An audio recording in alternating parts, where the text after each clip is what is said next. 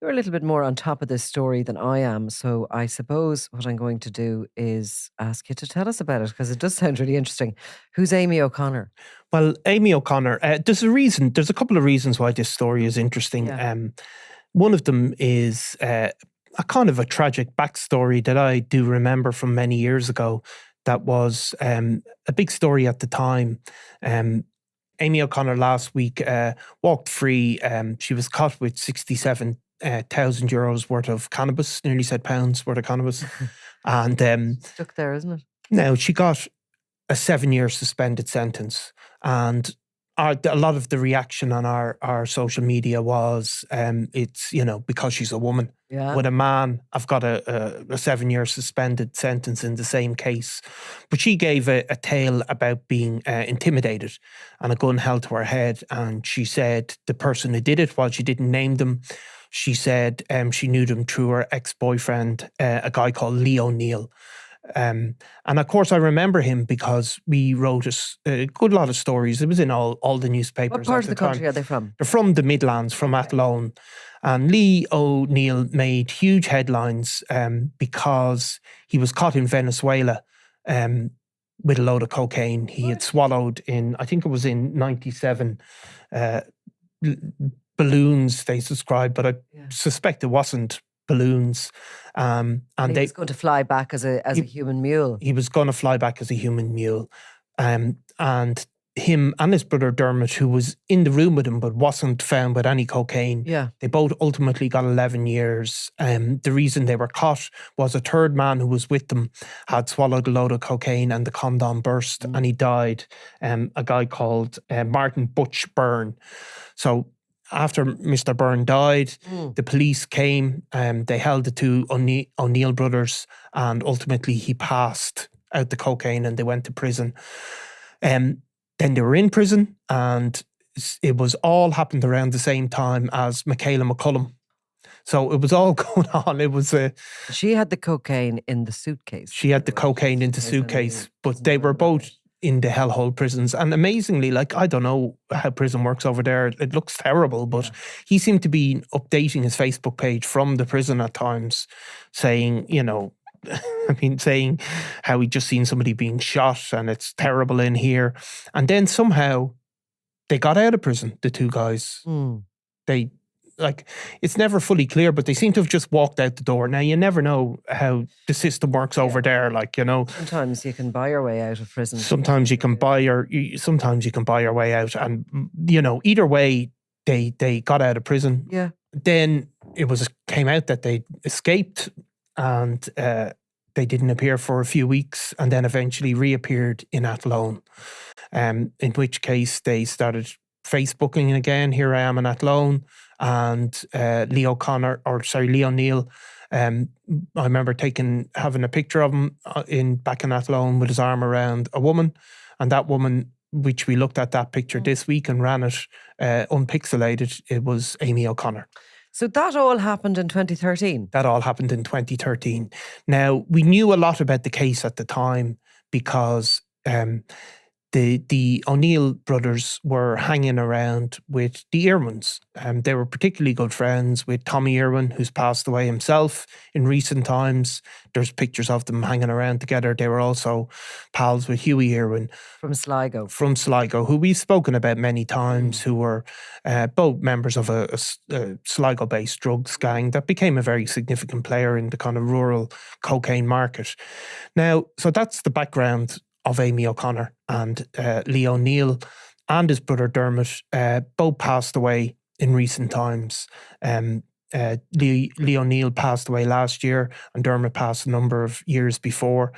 As the story went up, we actually got a lot of comments from people who knew Lee O'Neill who seemed to have described him in very sort of loving terms, and he was a good dad. And, in fairness to him, there was never any suggestion he was in any way some sort of hard or tough criminal. People seemed to speak highly of him.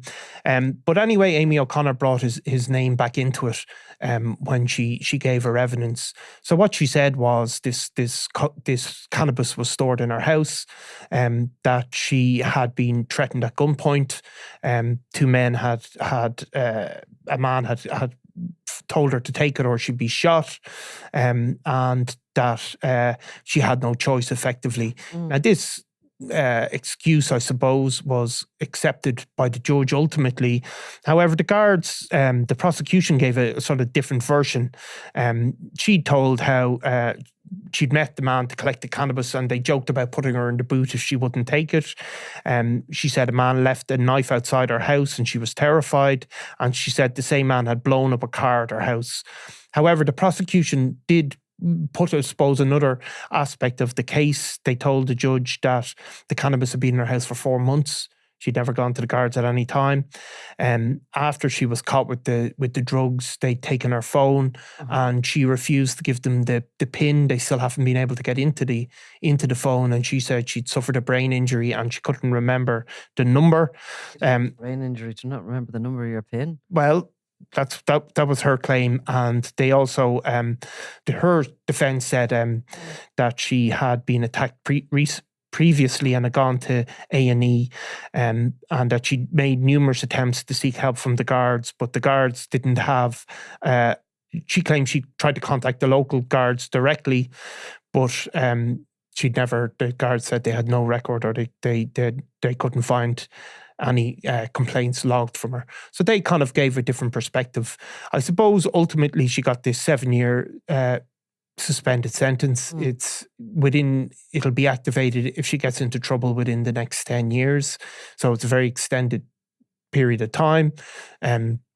The judge also ordered her to seek help for any drug issues she had and any mental health.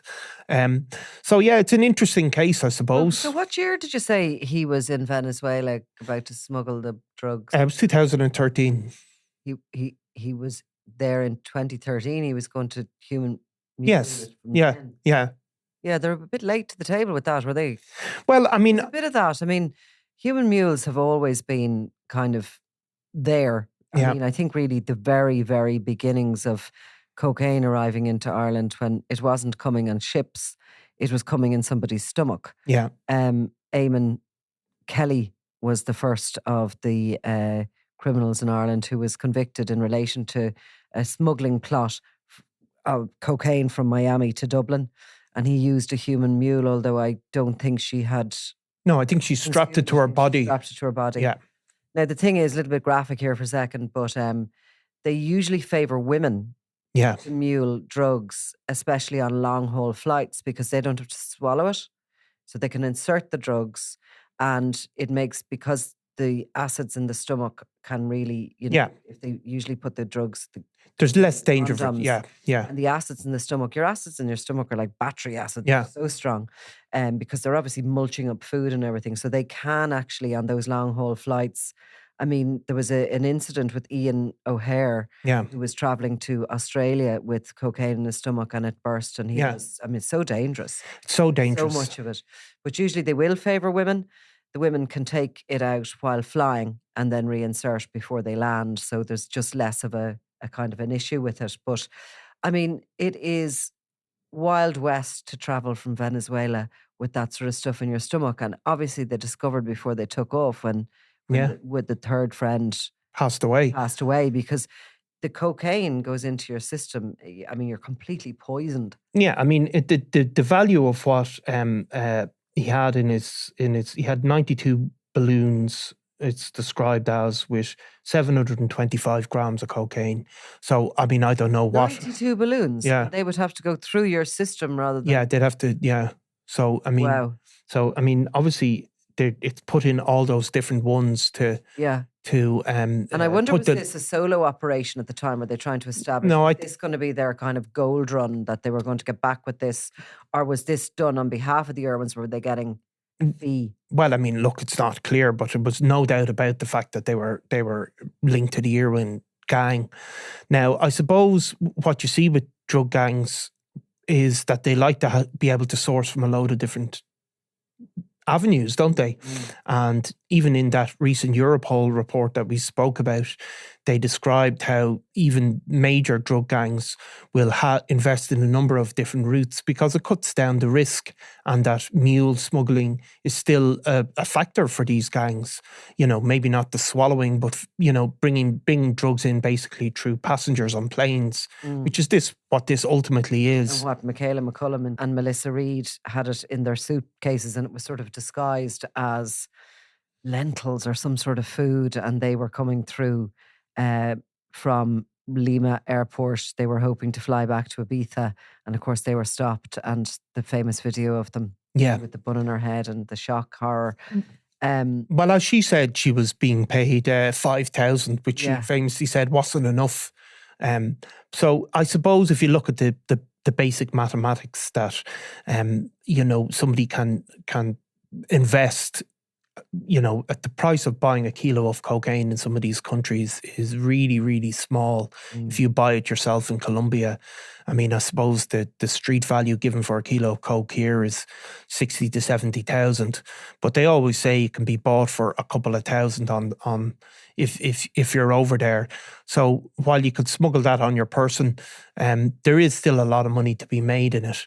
But obviously the risks are hugely high. And in this case, they both got 11 years. Well, of course, Fran Fennell, who was a kind of a known drug dealer to the rich and famous, actually worked out that he was going to make a small fortune by hiring mules in this country and smuggling cocaine, which had already come across the Atlantic and landed whichever way. But he had hired kind of, business people and their girlfriends and all this to transport cocaine to Australia, where it was 4 times the markup. Yeah. So they were actually, and particularly the women, were able to store in person about 40,000 pounds. Yes, okay. Euro or Australian dollars worth of the drugs. And they'd take a flight to Australia. Many of them get through the whole system and customs and everything, and they would retrieve the drugs, and they'd be worth 160,000. And their payment, they were getting like a few bob, maybe 10 grand for a holiday, the price of their flights and some accommodation. Yeah. And it was a great little gig. Yeah. It was going, and Fran Fennell, stored away quite a lot of money in both New Zealand and Australia. But he was found out and undone, and the money was actually seized by their Criminal Assets Bureau there. But it's, when you hear of mules like that, they sound like guys who were taking a chance, who invested something, who overstuffed themselves with the amount they were bringing. I'd say they were trying to get on their feet themselves. And knew that they maybe had somebody who could take it off them if they got it back to the country. Yeah. And obviously the other value is that whatever cocaine they buy there is probably going to be of a much higher purity than the type that would be typically sold on the streets of Athlone or wherever. How long is the flight from Venezuela to Dublin? Probably 12 hours or so, would it be? Would you not sit there for the whole time? Of course, you had that much cocaine in your stomach, 90 bags of cocaine in your stomach, and they could burst at any point. Yeah. Are you better off being hungry or not? I wonder with the stomach not hungry, acids. I would say, not hungry. You don't want the stomach acids moving at all? No. And then there's a delay? Yeah. Can you imagine? Yeah, it doesn't seem like a great career plan. No, nor a business plan either, No. because of course it all went awry before they even got to the airport. But so anyway, well, thanks for that. That was an interesting story, and interesting to look back on that form of transporting drugs, and probably it's still happening today. So it'll continue to happen. I'm Nicola Tallant, and you're watching Crime World, a podcast about criminals, drugs and the underworld in Ireland and across the globe. Make sure you subscribe to our channel and turn on notifications so you can be the first to watch all our latest episodes. You can also listen wherever you get your podcasts.